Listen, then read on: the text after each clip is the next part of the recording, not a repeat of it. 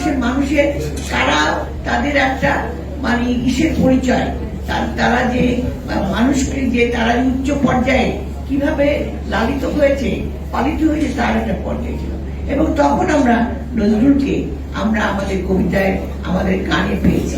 কিন্তু সত্যি কথা বলতে আমরা কিন্তু পরবর্তীতে বিশেষ করে শহীদ প্রেসিডেন্ট যাওয়ার পরে আমাদের মধ্যে যে যে স্বৈর শাসন যারা বারবার দুঃশাসনের মাধ্যমে এদেশকে কলুষিত করেছে, এদেশের মানুষকে নির্যাতিত করেছে, তাদের সেই স্বৈর শাসকরা নজরুলকে মোটেই মূল্যায়ন করে নাই, মোটেই মূল্যায়ন করে নাই।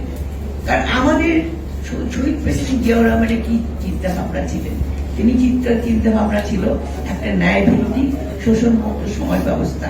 এবং তিনি অত্যন্ত দেশপ্রেমিক থাকার কারণে তিনি কিন্তু সেই সময় যখন বাংলাদেশে হানাদার বাহিনী ঝাঁপিয়ে পড়ে, তার দেশপ্রেমিক সত্তা তাকে নিয়ে এসেছিল মুক্তিযুদ্ধে।